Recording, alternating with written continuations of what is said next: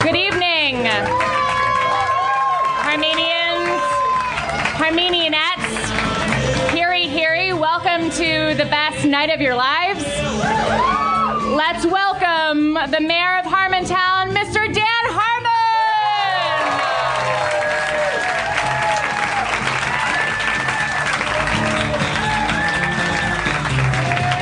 Thank you. Wow, what a crowd. What a crowd. I'd like to welcome and thank our acting comptroller, Erin McGathy. Hello. Hi, I'm very nervous and insecure. Don't be alarmed. Jeff just texted me, if you're on stage right now, turn off your phone. I'm already failing. Well, with advice like that flowing in, how can you? Don't worry. Erin also is my acting girlfriend. We've talked about it on the drive up here. We're both absolute consummate preparationists. We really so that we invented a word. Yes, we actually sat down and said, "What will the word be for people who prepare a lot?" And we said, "Let's stutter as we say it." You're right. It was all planned out. Every experience. This is the inception of talking. Everything's planned out. If you'll record it, and you'll go back over and go, "No, the van backed over as they were slaloming." It works perfectly. What a Jag movie. Can we admit? No? Oh, okay. No. All right. All right. Hey, man. I am not Napoleon. I am a populist. I'm Obama. If you like something, I like it. Inception. Mwah. 3 dreams at the same time. Couple notes. What? They start that movie 2 dreams deep. Yeah. I want to be like. I wish I could use the N-word because N-word, please. Like what? It's a fucking movie about dreams being real. Give me a taste. Just like, don't assume I'm stupid. But it's dramatic music. Yeah. No, but step into it. Every pool has stairs. Like you wander in. Like show me an example of a dream, and then a guy being in the dream. We go like, "Hey man, you enjoying that soup?" "Yes, I am. It's delicious. You know what I love about it? It's so real." "Psych." "You're dreaming." I thought that soup was real. So, in conclusion, sir, I think you could use my services. You're hired. It's in the way that you use it. And then do the credits, and then in the credits, like reveal, like, okay, there's a little call to adventure, like we're 2 dreams deep, and then have the threshold be, we need to go 3 dreams deep, baby. Or 3 deep. That's never charismatic when you forget the R in dreams. That makes all of you go, I should be up there. I can say the word dreams. Well, the wizard's behind the curtain. No longer. The emperor's clothes are here. Which is the name of your autobiography. Both of those things. 2 volumes. I got a little sidetracked, and I want to make a promise to you. That's not going to happen tonight. Harmontown is, for those of you who have not been here 9, 10 times we've done this, it's a town meeting. I think that's very clear from the description of the show, which is now going to be a weekly podcast. And it seems like that deserves applause. It's a thing that seems like when a comic says, "I just had a baby," and then half the time they didn't. You ever notice that? You notice that comics, they always say they had babies, and then they're just taking you for a fucking ride. I had a baby, and you go, AIDS. Dan does. Thanks, Dana Gould. You didn't have a baby, Dana Gould. Dan does exclusively observational comic humor. Yeah. In keeping with my meta sensibility that got me fired. I'm a comics comic. Comics comic. It's like the first scene of Inception. Hard to follow. Labyrinthine. You know, like Back to the Future. No. That movie started with a kid who wasn't time traveling. I don't mean to shake my cane at you, Christopher Nolan. Did he direct that? I don't know. David Finchman? Batman? Who directed it? It doesn't matter. Let's hear it for Back to the Future. Tonight we wanted to, the concern was that Erin is stepping in for Jeff so that the night would, my fear with people that are couples, entertaining people, is that it will devolve very quickly into a kind of Regis and Kathy thing. Well, it's so hard. Or as you youngsters, Regis and Kelly. You love me so much, so you were worried you're going to be distracted by my beautiful face. Yeah, that it would be saccharine, or that would go, remember that time you did that? No, you did it. You said the thing. But you know, I think that saying that out loud will keep that from happening. I'm probably wrong. Let's forget it. Okay. For now. You're so cute. You're so cute tonight. You look very handsome. Look how thin Dan looks. All right. See, it's not happening. This isn't a morning show. You all should see how thin he looks underneath those clothes. I see how he looks naked. Because we're dating and we're so in love.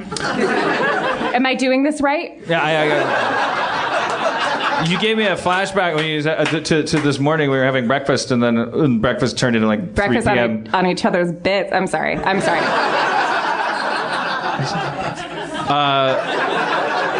We were having breakfast this morning. Somebody said, "Oh, you look like you lost weight," and then I lifted up I went like that. That's what the guy at the bar did, except you can do it. I love you guys, but this guy did it. I was like, I got up out of a booth at a restaurant, and then somebody said, "Oh, where'd it go? Where's the tummy?" And I said, "Here it is." And this guy at the bar he was talking to his friend, and so you have to rewind, put the playhead where I lift the shirt, and you'll know where I do it. But so I'm rewinding. Now this is like Inception. Knock your chair over. Whoa! That always wakes you up. What are the suitcases with the things? Come on, guys. What is Ellen Page's role in that whole movie? She's learning how to do it. She never does it. She never does it. We're alienating them, honey. They love Inception. A lot of them left a lot of Rotten Tomatoes reviews that they're deeply ashamed of, but they gotta fucking stick it out. 3 years later, you can't fucking let it go. You're the same way about Good Will Hunting, you little fuckers. How many of you own it? Did you buy it? Fuck you, buddy. I'm sorry. No. I'm sorry. I'm sorry. Mixed signals. I'm sorry. Thank you for being honest. Fuck you for lying, all of you.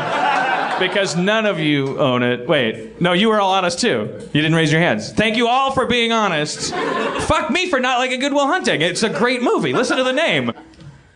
You like those apples? Hey, no, answer the question. Do you like apples? Fuck you, you fucking dork. So we're at Little Don's. No, just answer it. Okay, yes, I like apples, you're putting me in the awkward position of having a stance on fucking apples. You're an idiot, but yes, I like apples. I just got a phone number. How you get? I don't, please, you're embarrassing yourself, me, my parents, humanity, giraffes. Any errant spy drones passing over, the thermograph of you is embarrassing. Holding a phone number, bragging about it with the Apple tee up. Fuck you. It's not, you don't give that movie an Oscar. What you get from that is 10 more movies like that. Saving the Rebecca's Dreaming. Good silvering. Logline for Saving the Rebecca's Dreaming. Rebecca is a small town girl who's been in the big city. She's coming back. They don't have log lines. They're fucking pieces of shit. All they have is a special font that looks like on Golden Pond. That's all they have. Good Will Hunting. It means nothing. That's dumb. You can't just string words together. RoboCop. Fuck you. Awesome. Oscar. Where's the Oscar for RoboCop? Thank you, gentlemen. And lady. So we're at Little Dom's. You lift up your sweater. I lift up my shirt, and the guy goes, so put the play hat back to, I get out of the booth, and the guy, I go, so this is the guy, and so I gotta tell you where the camera is. Okay, you're me, all of you. I'll play myself. You just lifted your shirt. So he's talking to his friend who's identical. They're both built like me. I don't know if it's important to say that. Like they both look like big, burly, like they're really good bears. at pool. And that's not a compliment. They look like guys that's like, I don't know what Trevor and Joey are skilled at, and then you play pool with them and you're like, oh, they're good at pool. They're good at pool. Oh, all right. So the guys at the bar at this restaurant, which is 2 feet from the booth, I stand up. Someone says, "You look like you. Where's your belly? Where is it? I can't find it." That's a very nice thing to say. Who said that? Oh, some lady. The guy said, "Fucking gross." He looked at my belly. He said, "Fucking gross." And you don't blame him. Who cares? My theory. This is a morning show. There might as well be coffee in this cup. My theory on that guy is that he was and is homophobic. So he saw a man lift up his shirt, and he didn't want his buddy to think that he liked it. So reflexively, he was like, "This is gross. I don't like dick. I would never suck at it." That's a good girlfriend at any rate. The guy called me gross. He just wants to fuck you. That's a good girlfriend. Well, that's my explanation for anyone who's ever rude to me. So stop trying to fuck me so hard. Mom. My mom's dead. Here is not a good girlfriend. You woke me up at 5:40 this morning.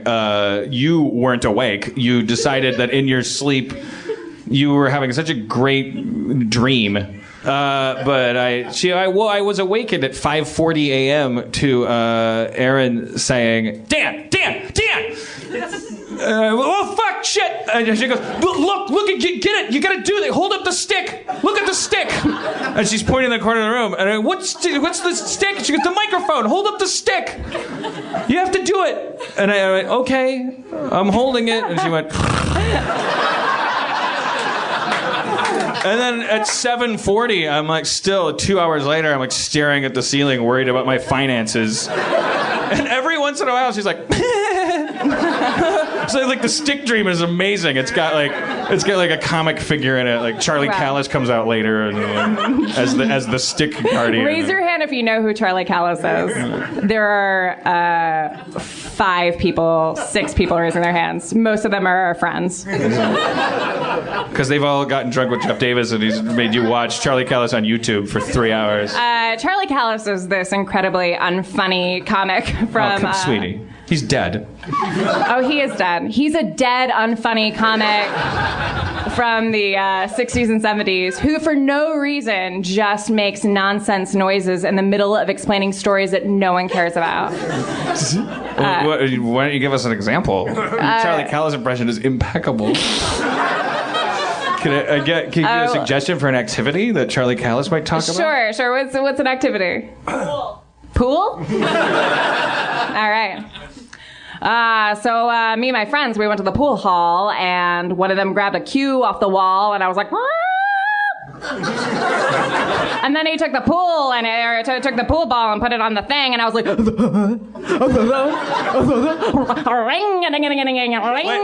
wait, what? There's a phone call? Yeah. Oh, sorry. It doesn't make sense. Oh, yeah. Hello, this is pool calling.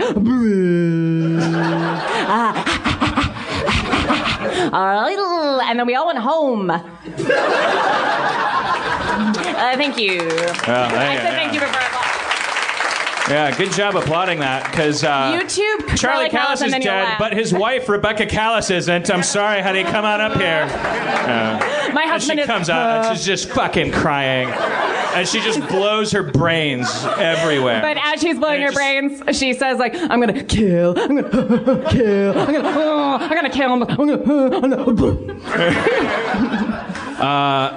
It'll be so funny when you Google it. So Erin and I have a perfect relationship, which is why, and also Erin has a podcast about relationships because Do you remember the name of it? It's This Feels Terrible. All right. I just wanted you to say it. Right. Oh, I'm sorry. Did someone boo? No, well, they're booing your awkward approach to integrated marketing. Right.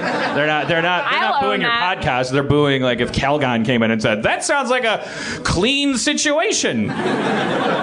Then they'd go, boo. Thank you, Calgon, for sponsoring Harmontown. Fuck you for shoehorning it. Sure. Should we talk about... Oh, yeah, I know. I'm sorry. You're saying we have a perfect relationship. Right. That's the facade. So this is like Sherman's March, or... I never saw it. It's like Inception. You think it's a dream, and then the perfect relationship is going to turn out to not be perfect. Like Inception. Like the guy eating the soup is going to turn out to... fucking that movie. Really? You guys are going to just stick to it. You just love it. You're just going to die for it. Like, if I come at Inception with a Bowie knife, you're going to just fucking, like, you're going to... Me, the creator of Community. That doesn't give you pause. There's no loyalty. There's no Darth Vader, Luke Skywalker moment where I'm like, Father, please. Your emperor is killing me. You won't pick up Inception and dump it into a fucking laser pit for me. Then you're Ewoks. That's what you are. You'll sing and dance. You don't care if fucking your moon of Endor is taken over by the Empire or not. I don't know. I got no use for you. Just don't cook C-3PO. I haven't seen that movie in a while. I think they were going to cook C-3PO. In soup? I don't know. He sat up and they're like, oh, he's a god. That movie fucking bite a dick, too. Fucking Ewoks. Everybody does it. You guys are almost too young. It's got to the point, like, when I came out to LA, it was like, if I mentioned Star Wars, oh my God, no. Now you're all, and this is what I love about you. You're beyond it. Like racism. You don't give a shit anymore.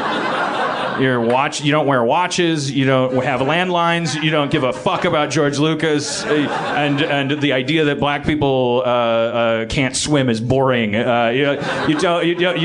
It's not funny. It's not shocking. It's not. You're like, who cares? Again with the black people. Fuck you. I'm a quarter Apache, and fuck, I got a Chinese guy growing out on the top of my head. I'm half hologram. I don't.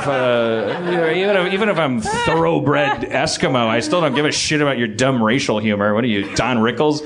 Fuck you. And those are the things that I love about you. But you guys should know, since you're so young and so beyond it, that Return of the Jedi movie, those Ewoks were supposed to be Chewbacca's. All right, that's it. That's all I'm going to say about it. Wait, were they? Can you imagine a planet of Chewbacca's? I know they're called Wookiees. I guess I'll research this on my own time. I didn't realize that. Yeah, how badass would that have been? Wait, you mean originally they were little Chewbacca's? I thought you meant that. They were going to be Wookiees. Someone's muttering something. I've incited a nerd rage. It's valuable. It's valuable. Who's muttering? Who's muttering? Over here. It's okay. What are you saying? It would have been like the holiday special. Oh, like what? The Ewok? You think the Ewoks would have saved the holiday special? You think that would have been? No. I just wanted to get you mad. All right. I'll buy you a drink afterwards. He just wants to have sex with you. It's just. Thank you, baby. Thank you. You're welcome. All right. We asked you guys to ask us for relationship advice, relationship questions, and here's the first one. Here it comes. All right, here it comes, along with a sound effect. There's the relationshiposaurus, descending from the Pleistocene of romance to. Jesus Christ. I'm sorry. No, wait. No, it's time for a question. All right. There's a little bit of overcompensation here. You probably Erin's insecure about filling in for Jeff. She brought an iPad soundboard. I applaud it. I applaud effort. Thank you. That's why I love Inception. Because it tries too hard. And if you guys don't like this, then you're hypocrites. Because I don't want to be the Inception of Girlfriends. No, don't. No, just the soundboard is. It's the. If I was a movie, what movie would I be, girlfriend-wise? Citizen Kane. All right. Jesus Christ! Get out! Get out! Get out! Pull up. Citizen motherfucking Kane. So with your friends and colleagues, you say you love it, but alone you hate it. No. I got it. No. Orson Welles directed it. Some people choose to not understand it, and I say fuck you to them over pie. All right. Question number 1. It makes no sense. No, you're calling up the information. What? Justification. Is the information in 1973? Why am I using a rotary phone? Question number 1. What is the God damn it. What is the significance of a man/woman's relationship with their cat? What's the well, that's important. Because you have a very close relationship with your cat. Yeah, cats are about. I would kill the music. I don't want to give notes during the show. I'm sorry. I'll stop doing sound effects. Oh my God! I thought it was going to be a different sound. No, it's fine. It's fine. I want to see where it's going. It's fine. We talked about this. Your job is not to be Jeff Davis, so this is a whole new thing. She's got an iPad full of sound effects. Let's just everyone.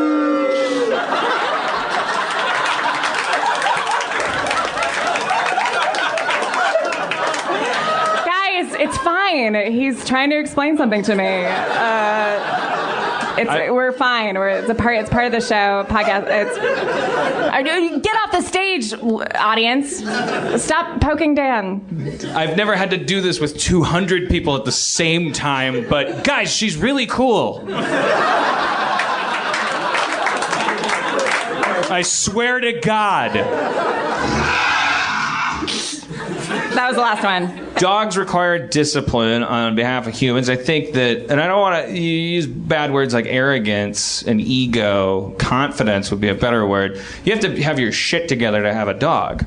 So if the guy or girl that you're interested in, whoever wrote this question, is a dog person and you're a cat person, then I think what you have to understand is that you might be prone to act like a little baby in the relationship. You have to stay on your shit about that. I think cat people, to own a cat is to say, I don't want responsibility to the animal kingdom. It doesn't mean that you're incapable of taking it on. It's to say, I'm not ready for it yet. I don't want it yet. People that have dogs are going like, you know what? I got my shit together. I want a fucking animal to walk around, and I'm going to be the sunshine and rain in its life. If I forget to look at it, it's going to have a heart attack. If I don't tell it a pillow isn't a sandwich, it won't know. I might have to hit it, like all kinds of weird shit. Yeah, well, don't. Whoa. I didn't spend 500,000 years slowly warping the genes of a wolf. Don't come crying to me. I like cats. They're brand new. The Egyptians just invented them like 1,000 years ago. But I'm happy to make this announcement. Dan is buying a golden doodle. See, good. Thank you for holding your applause until you got verification from me. It may take a little while. We researched the kind of dogs that I might get if I was going to get a dog now that I'm fired. And Community was my dog. It has sadly stopped fetching my slippers. And has, in fact, taken to pissing on my face in my sleep. And having panels at Comic-Con without me. Which, Dan, while that was happening, how did you react I started cleaning my house. It was just for 2 days. I just started moving boxes around. And I was like muttering things like, I thought you hated nerds. And then I just was like, and then I would find out I made a shelf wrong, and I just kick it across the room like, fuck, shit, I hate my fucking life. I'm a wreck. The show broke up with me. It dumped me. You know, when you dump somebody, don't awe me. I don't mean don't do anything. You can do whatever you want. But I don't feel sorry for me. I'm not saying these things to elicit pity. It's a confession. I need to get this off my chest. I feel warped and bad and petty about it. Outside, I smile at people and I go, you know, they drive by and go, toot toot, you got fired, whoa! And I go, good morning, Ralph. I guess they wanted to go in a different direction. Just taking out the trash. It's my duty, you know, to keep a smile. I'm bummed out. It's okay that you're bummed out. I love my show. Yeah. What if they took your baby? What if they came in your window and took your baby? You'd probably fix up your house. You'd probably start cleaning your house, working on your shelving units, and every once in a while you'd find out that for the third time you had the Home Depot guy cut it 1/10 of an inch too long, and so it still doesn't fit in the fucking thing, and you just erupt into things like, "What are shelving units? Why don't you fucking fire me then?" In fact, I will tell you, I was trying to move my chair. All right. So I was trying to move a reclining chair. Can you just kill the music, though? Oh, I'm so sorry. I can't hear it very well. I mean, I swear to God. Jeff never does this. He's very He discreet. also never blows you.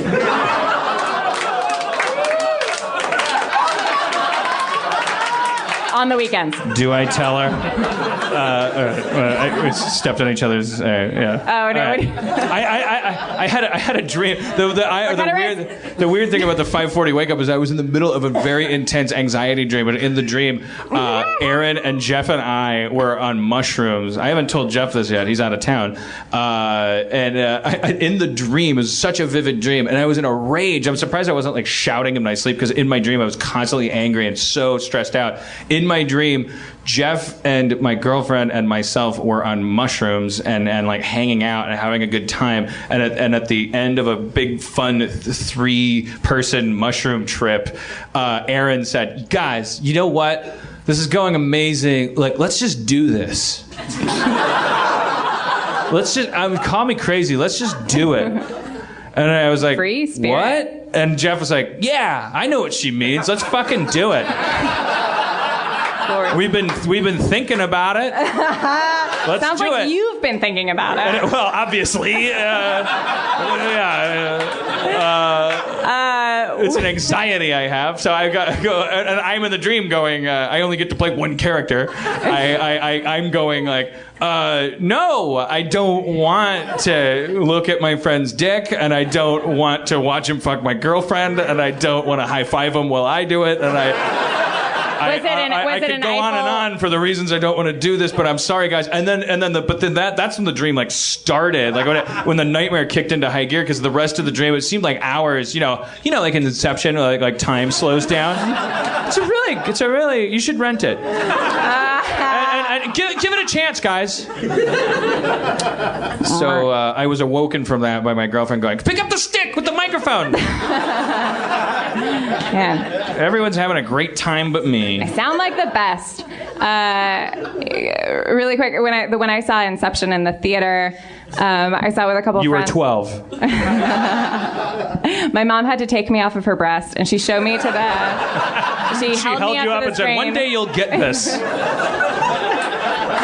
When I saw Inception at the ArcLight, and the last shot of Inception, it's not really a spoiler, is a shot of a top turning, and you don't know if it's going to fall over, which would mean that he's not in a dream, or if it's going to keep on spinning, which means he is in a dream because he finally gets what he wants.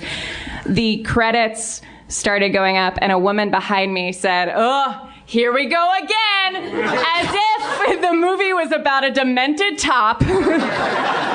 And the sequel, here we go again. Like, there was that woman walked out going, "Inception's great." Fuck you guys. You're among dummies. Erin McGathy text messages. Scrolling back to the night.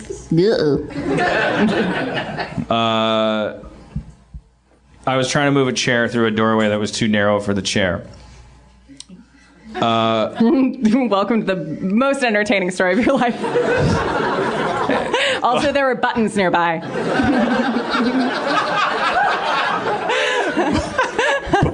The walls were cream. It was Garrison Keillor.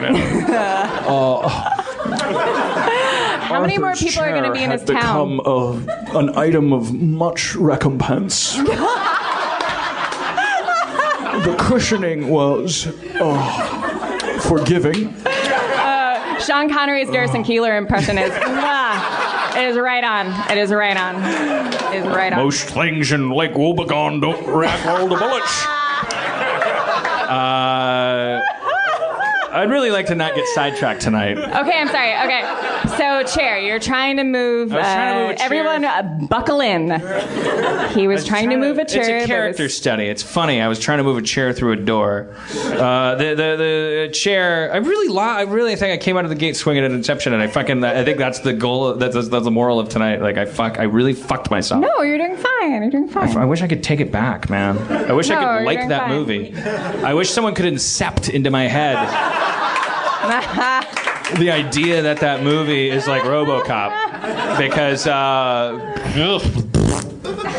this looks like a lot of skiing to me.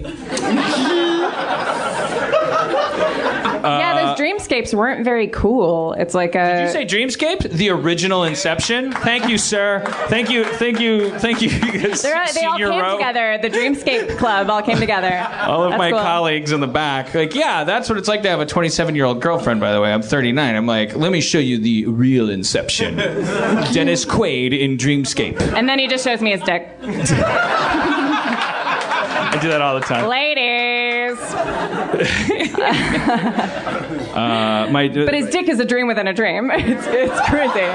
It's crazy. I look at it and I see myself naked in science class, and then I see myself skiing. With dicks for poles. The worst would we be really low to the ground, like crouching. But then the dick looks up and goes, "I'm the architect. It's my dream.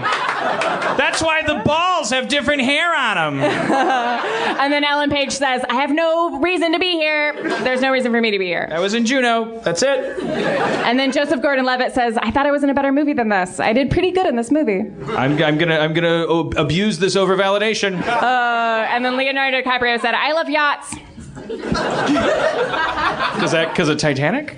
No. I mean, movie? we can all agree that Leonardo DiCaprio is a bad person. I mean, there's probably somebody here. I mean, come on. He's got to be a shitty, terrible person.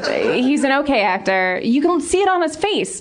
He's a bad person. Like, when he's at charity events, deep down inside, he's like, I don't really care if people die of cancer. I have a yacht.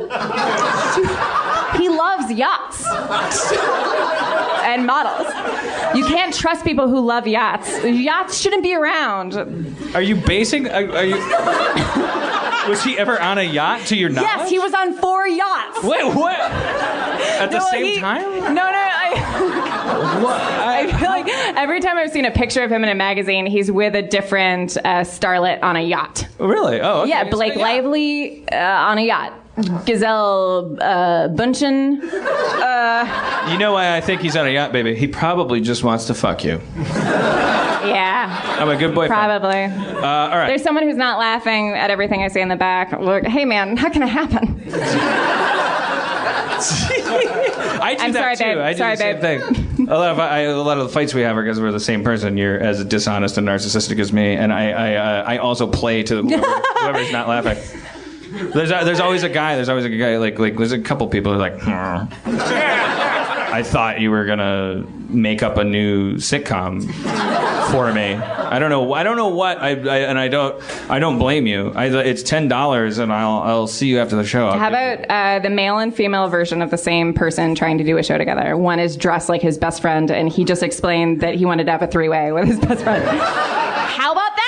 All right. So I was trying to move a chair through a door.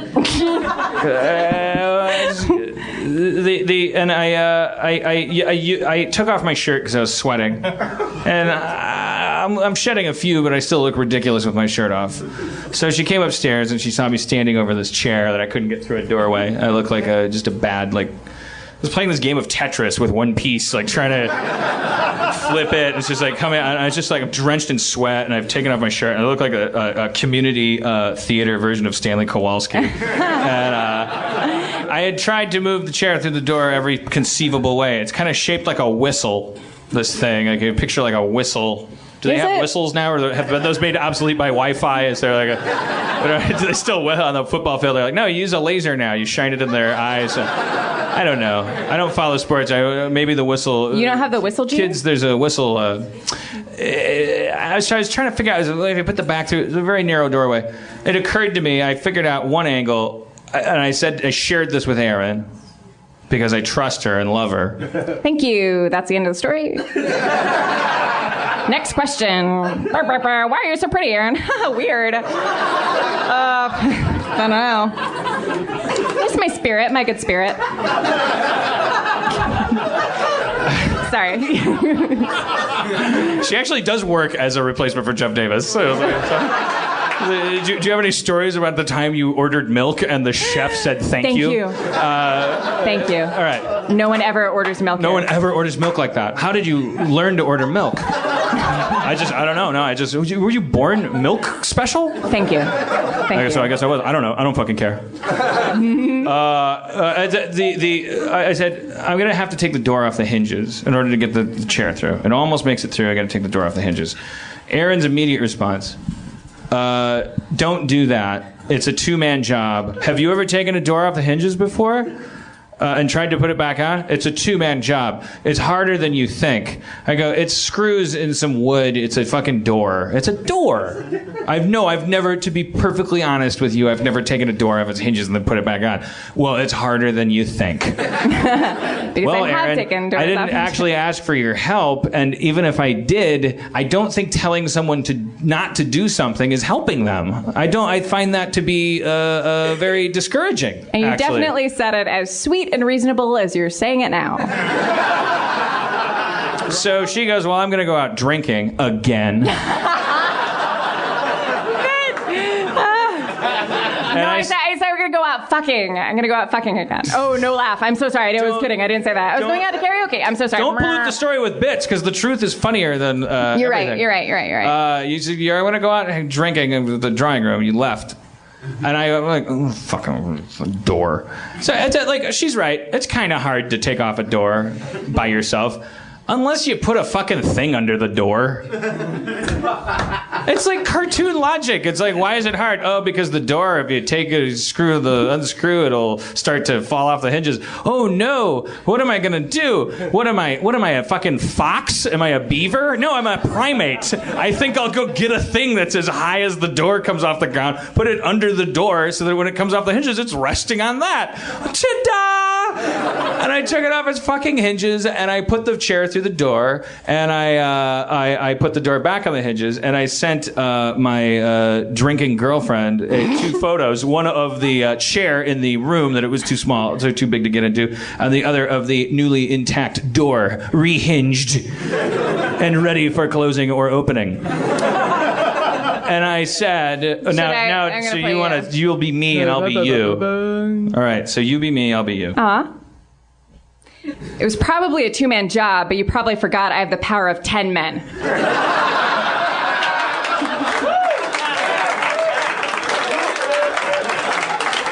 I had no idea that Tim Allen had cloned himself, and there are 50 Tim Allens in the... Well, All right, let's just read it, and then we'll talk about it, yeah. Erin. It probably was a 2-man job, but you probably forgot I have the power of 10 men.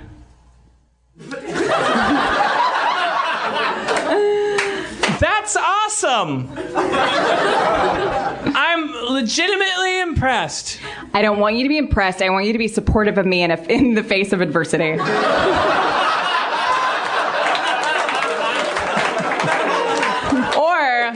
Or I guess you could fire me and tell everyone that I did it unofficially.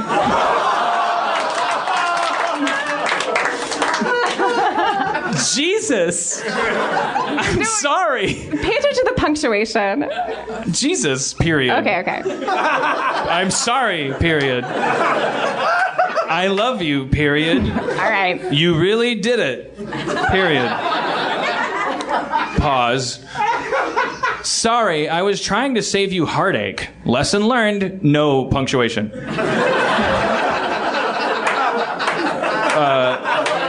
And no response for a while. 20 minutes later. Are you mad at me? No. Okay. It's not that crowded here if you want a drink! Exclamation point. Just me and Kimber. No thanks. Very tired. Okay, period. You sure you're not upset? Question mark? I don't have enough energy to be upset, but I can't take away the same shame you feel for not believing in my door powers.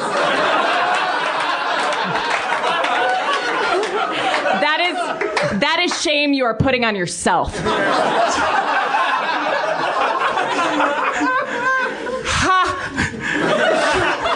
Dash dash. Okay. True. Is it okay if Kimber stays in your guest room? That's fine. Thank you. Oh, this is this morning. Yeah, this is the morning. Unimportant. Yeah. He left. I woke up to an empty bed, so I texted him. You can play Minecraft in here, smile face.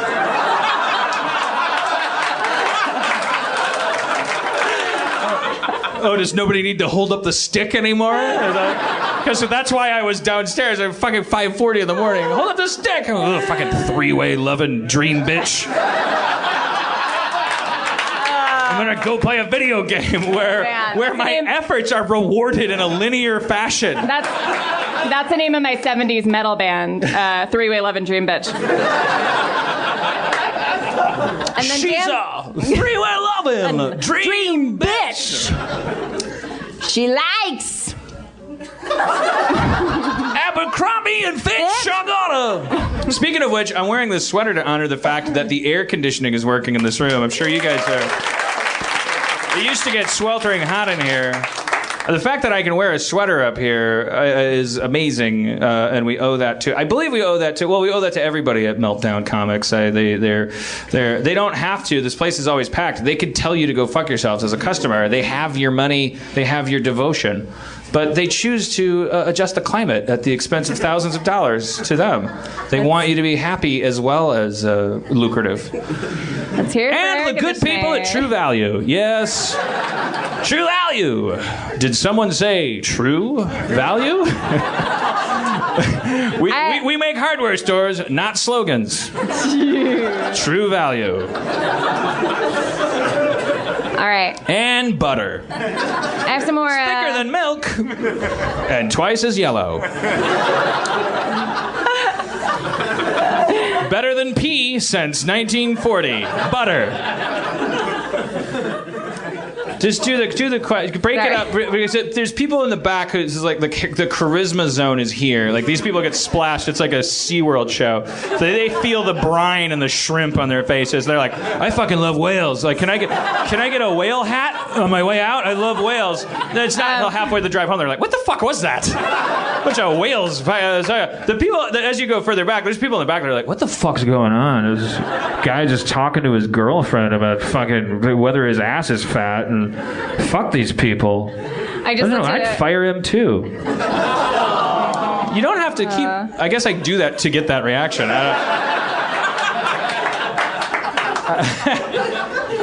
I also probably did some stuff to get fired. I'm sure I did. Like I never, ever did anything they wanted me to do. Like they always were going. Hey, you should have Martin Short on the show. You get to be like the Three Amigos with Chevy Chase. Okay. I'm on it. Shh. So how's the video game episode coming? They didn't like me. I didn't listen to them. I'm not a hero for doing that. That's childish. If you ever have a television show, you should clean your plate. Do your show. Do it the way that they want you to do it. Otherwise, you won't get to make a television show anymore. You just be hanging out. If you like television so much, do it right. All right. but my relationship is perfect. I'm not here to give TV show advice. Wait, are you raising your hand, sir? This is important. Well, you just reminded me. I had heard at one point the video game episode was the was that ever the case? Wait, what? The video game episode was what? Video game ever the finale of last season? No. He asked, was the video game episode ever the finale? People, the big fans are like the production codes of the episodes, like the numbers 320, 321, 322. Sometimes we shuffle episodes, and those are a tip off. We do that. And because we do make and it is a disservice to the continuity of the show. Sometimes we go like, well, 313 is a happier episode. We're coming back from a break or whatever. We'll like shuffle it a little bit. And I always tell people when we do that. And then on the DVD, I have no control over it now, but they're supposed to correct that on the DVD. In the cases of things like that, the production codes of the episodes, like with the Christmas episode that was stop animated and that video game episode, we tend to just give it the latest production code number because. I'm not necessarily sure. It has something to do with just giving it because it's like that's a post-productive intensive episode. We're going to get to that. That'll be the last one that we finish producing. Let's just call it 322, for instance. And then the other one. So it was never. I would never do a finale like with just them playing video games. I would do it with a guy going in a cardboard box and turning into a flash of light. Because I'm a genius. Anyway, so very odd of you to just blurt out that question, but there was no problem with it. That's fine. It didn't turn into a rape or anything. It's alarming to people when someone does that because it's possible then that you could just start raping people and no one would be able to do anything about it. So the whole feeling of social order kind of collapses. There's 200 people. If you all just charged me, you could kill me. Right. If you all just started talking or eating peanuts, even if you all ate peanuts in unison, that would be like a form of absolute. It would overpower me, and I would. You wouldn't be able to hear me. Also, when you have all the power. So, like with apartheid, like I need you to not know that. I need to delay that realization that you guys are in charge. What were we talking about? We're going on to our next question. Oh, right. Yeah, next question. Dan, do you believe in love at first night? At first night, I'm sorry.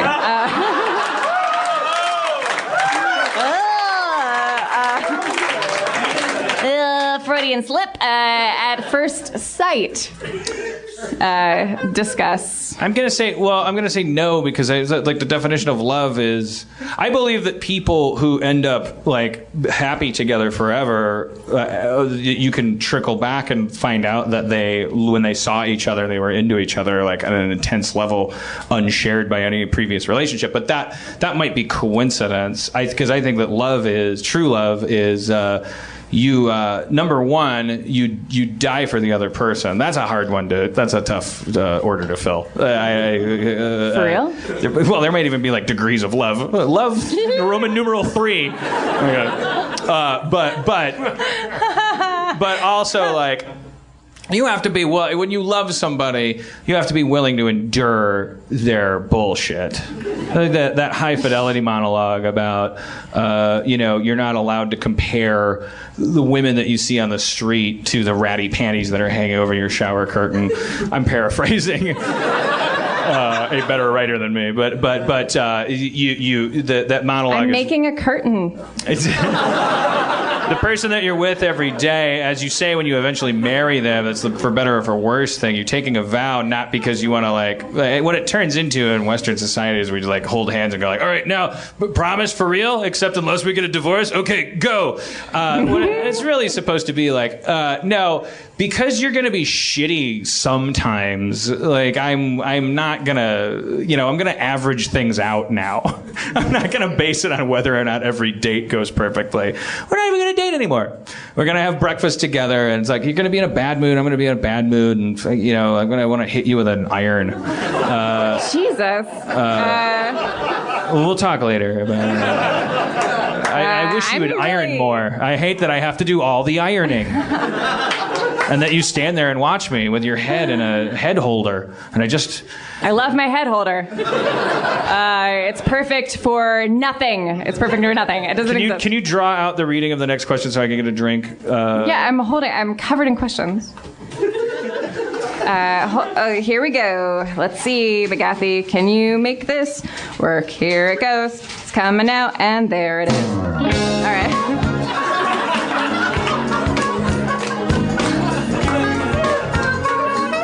Not such a bad girlfriend. Ooh. She has her moments. Like the lamb allergy lie, which we'll get to in just a moment. I don't think it's going to be very fun. I feel like it has to be. I don't think it's going to be a long story. No. Once upon a time, Erin pretended to have a lamb allergy just to get her way. The end. They lived happily ever after? Question mark? Next question.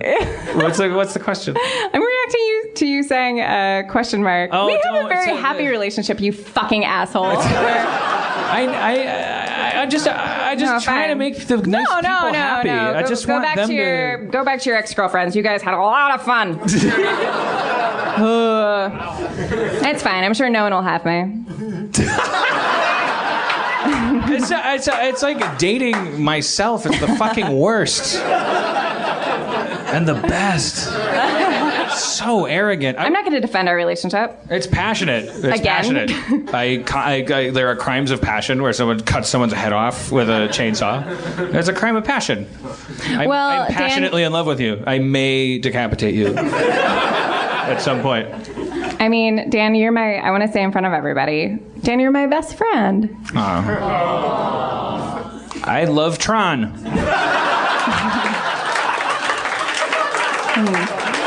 And I love attention from strangers, gentlemen. Don't do that. Don't put your shingle out. Because at Harmontown... This is apropos of this line of conversation. I've been with my boyfriend for 8 years. I love him, but we fight all the time. What should I do? Wait, is that for real? Oh, okay. Marry him.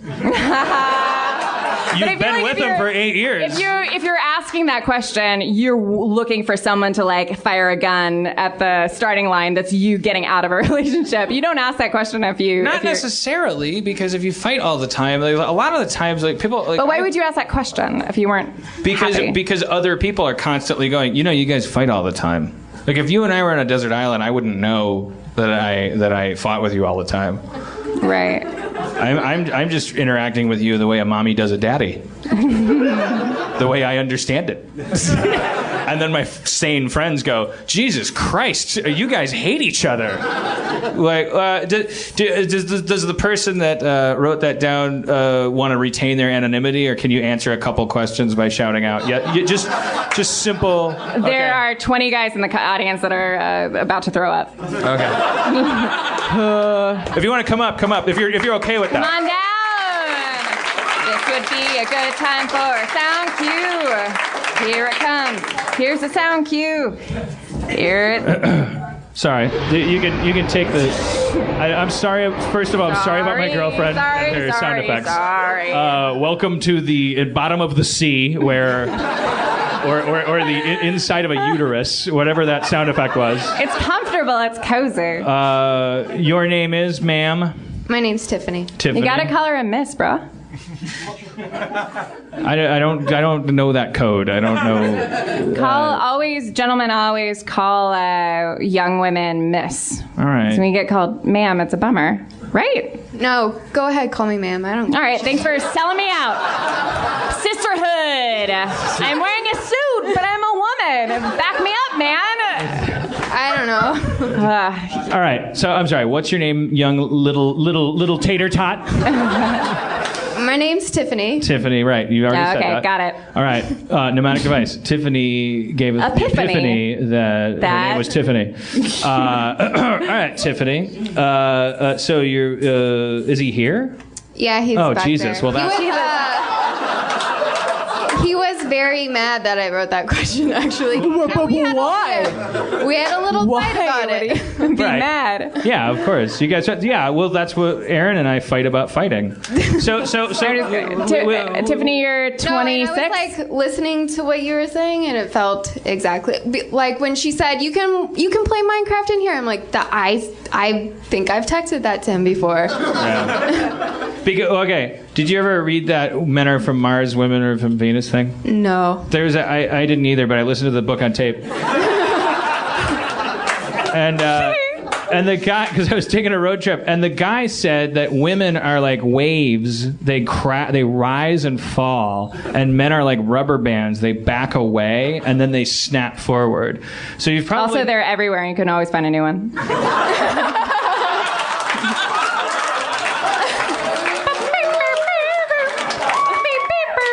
I love you so much. I'm so sorry. I'm just happy as a podcast producer because there's an edit point. We can pretend the show ended there.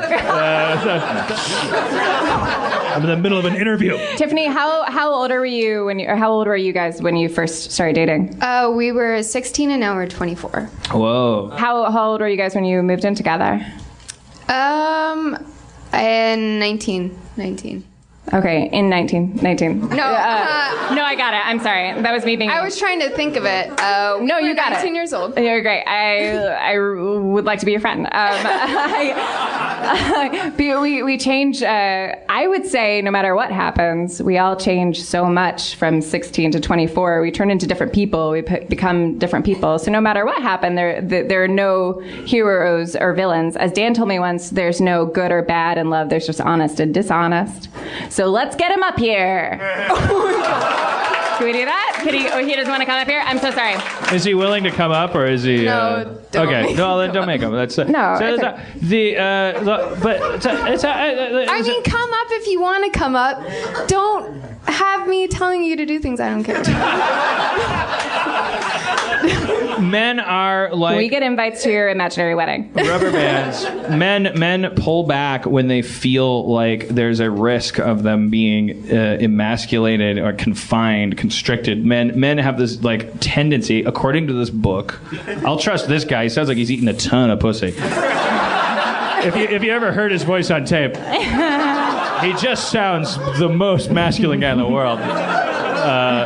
But he said something that kind of resonated with me. It's like, yeah, women go up and down. What's the most frequent conversation? What's the most frequent ending to every argument that men and women have? I didn't want, with a woman saying, I didn't want you to do anything about it. I just wanted you to like support me. And the man going, I don't understand what the fuck you're talking about. Wasn't that you with the door to her? Yeah, well, that's look. All right. Back on Team Women. We welcome you back on behalf of all the ladies.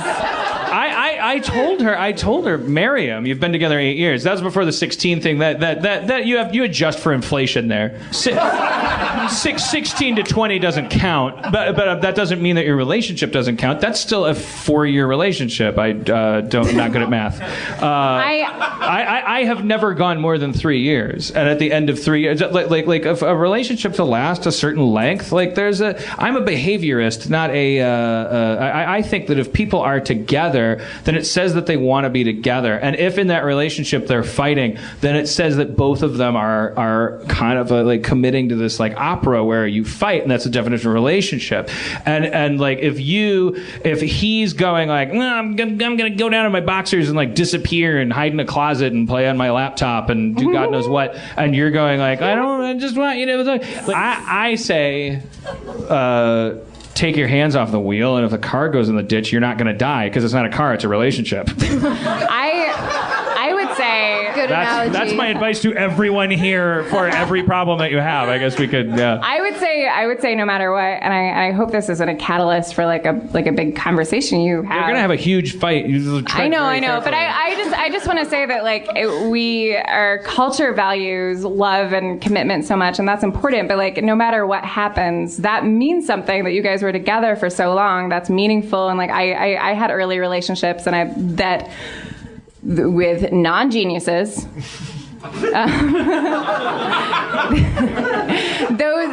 Those relationships that you have are important, and if something was to happen and you guys were to go on different paths, it doesn't negate what you had already, and you can still love each other even if you want different things. I mean, you may call him from time to time, just ask him if he wants to fuck you at the drawing room. She's telling her to break up with him, like, right in front of him. This is why women drive me nuts. We're done. I'm siding with the guy because he's a guy? I hate myself. No, it's fine. There's no side. Tiffany, I will say you are in for a world of shit when you go back to your seat. Yeah, I think so. Best All right, of luck. well, thank Tiffany for Tiffany. ruining her relationship for us, for our paltry. Ooh, this is a good question. We didn't commit any crimes just now that numerous reality shows don't commit. Like there was that reality show that basically murdered Corey Haim just for like, you know, like, No, I don't think so. Hilarious if you were on drugs in the house. I don't- more drugs? And he's dead, and they're like, well, I guess that show's canceled. No, I don't want anyone to break up. I just want people to not feel guilty for their paths changing or to not value their previous relationships. Right, but her question wasn't, and I don't want to fight with you, but her question wasn't, what do I do about the fact that our But there's a paths reason changed? why you ask a question. Like if I put in like, well, I fucking hate you so much. I just will have it out in the car. Wow, I turned into it was. Yeah. Let's try it. Let's see what happens. Yeah. All right. Dan Harmon, there's no mic stand. relationship expert. How do I get out of the friend zone? How do I? How do you get out of the friend zone? Run it into the ground. Fucking like tell her. I'm assuming this is a dude. There is such a thing as a girl that ends up in the friend zone, but there's wispy mustache sweat on this, so I believe it is. I believe it is a dude. There is every once in a while a canvas wants to know how to treat a paintbrush, but yeah, it's probably a guy asking how to get out of the friend zone. Well, it happens. right. Sometimes you paint by going like this with an easel.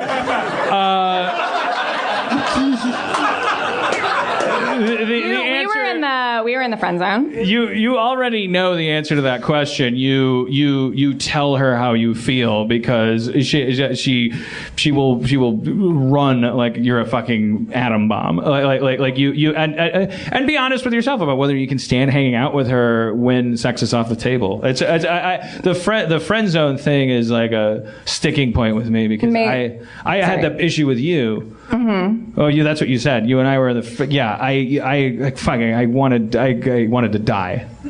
I thinly tolerated it, but I said to you, I demanded to know what this really meant, this platonic relationship. Did it mean that you had other irons in the fire? Is that what that means? Does you and me the idea that you not being ready for a relationship, does that mean that that you're not ready for a relationship with like 7 dudes at the same time?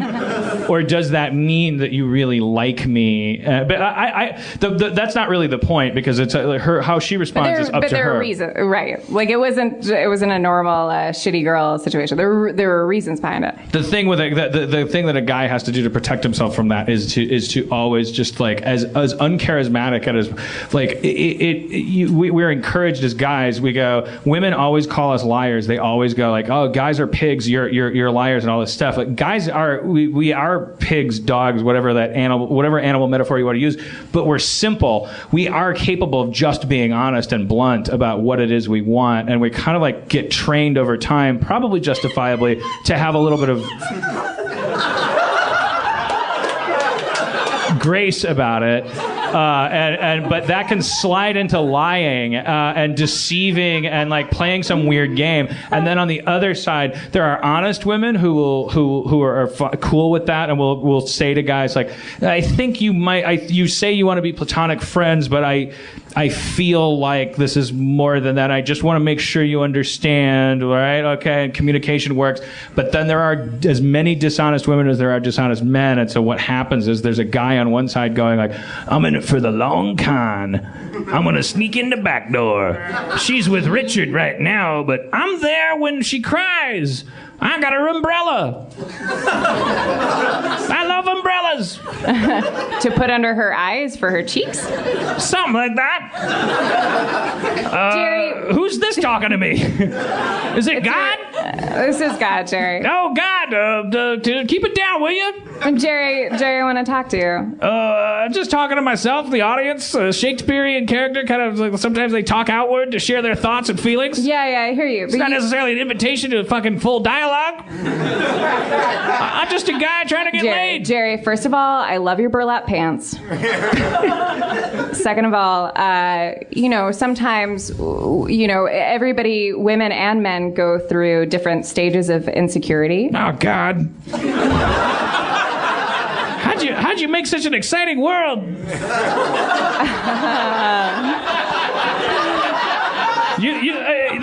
you the same God that invented flamingos? Yeah. You're just dragging me down. Oh, yeah, that was me. I was in a good mood. I created the flamingo and the platypus. What can I do to get you back in that mood? Looking for Jerry, more of a I'm in a good flamingo mood. God, less of a Judd Hirsch from Taxi God. Don't wanna... Jerry, I talk to very few people. You're wasting your God time.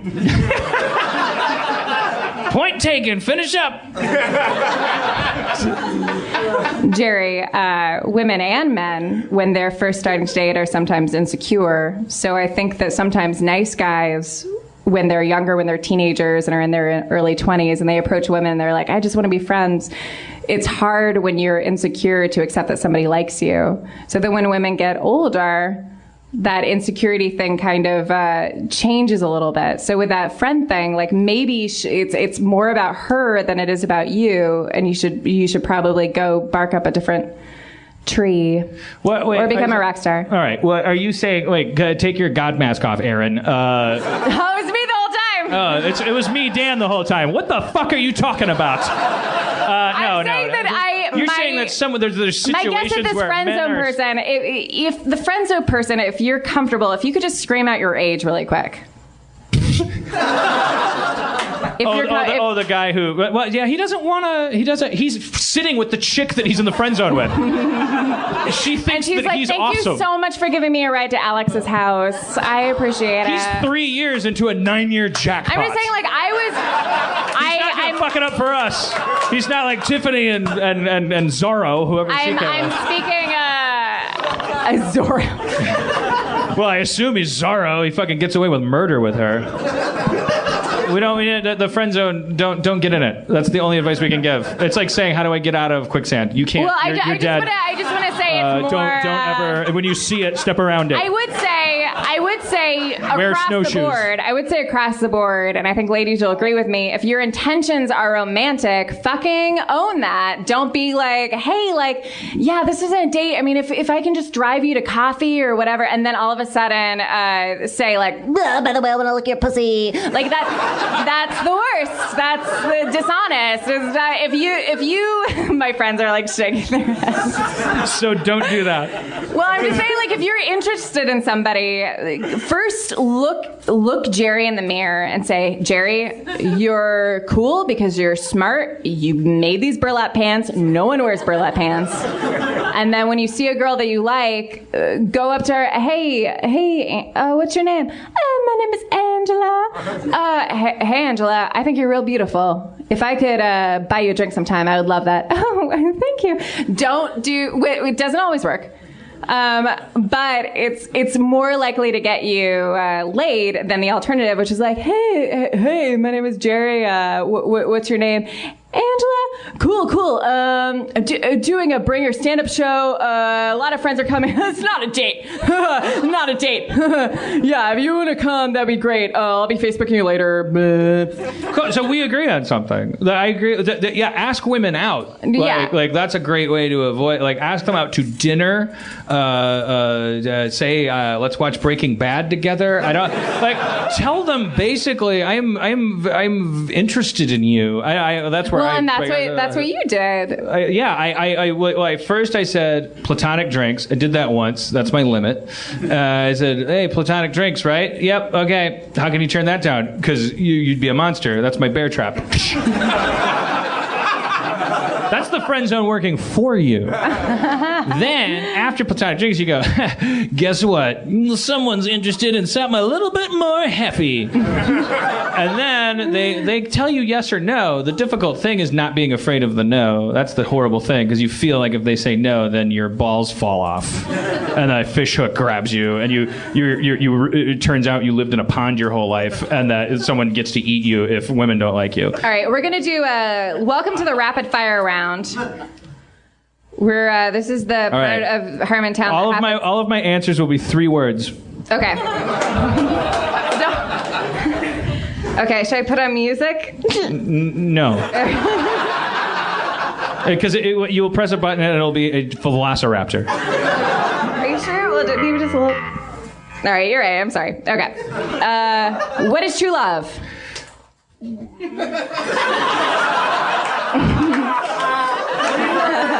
You don't have to limit yourself. I'll have my hand up. Dying for another. All right. How do I know it? How do I know it's love? You died, sir.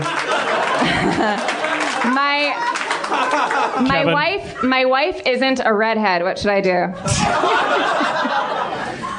Show her Clairol.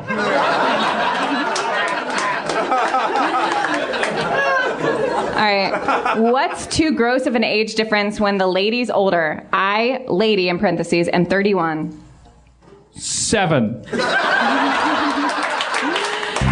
Wait. But awesome. I don't know if it had to be a minimum of 3. I said max. What are your views on masturbation in parentheses of the sexual and artistic kind, and then an asterisk, and its effect on romantic relationships? I do it constantly. Thank you, everybody. This has been Harmontown. Let's hear it for Dan Harmon. If you guys want to talk to me, I'll be. Oh shit! I want to thank people.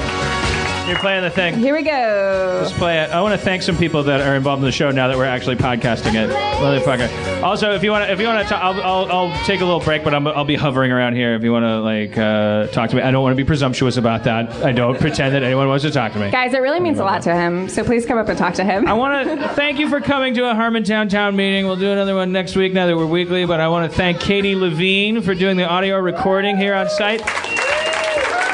Zach McKeever for doing all things technical, making sure we don't pop and whistle and everything audio related. Emily Gordon, who I don't think is here, but she's the producer of the live show. It's her idea to do this in the first place. Danielle Kramer, the program director, and Mo Fathelbab. God damn it, Mo. Did I get that right? Fathelbab? It's Egyptian. Mo Fathelbab is the on-site director, and Danielle Kramer is the program director. Dustin Marshall's our podcast producer. He's in charge of making sure we get on the air for you. And I also am going to give a very special thanks to Jenny Fine, who made our Harmontown winning logo for the Harmontown podcast. Thank you, Jenny. Thank you so much. Dustin Marshall. I thank Dustin Marshall. All right. I'm going to fucking break up with you as soon as the show's over. Thank you for coming. No one's amused by that anger. It's always been funny to me. I'm from Wisconsin. Thank you so much. I love you, Dan. Dan, I love you. I love you too. Thank you for coming to our Valentine's edition of Harmontown. I'll see you next week.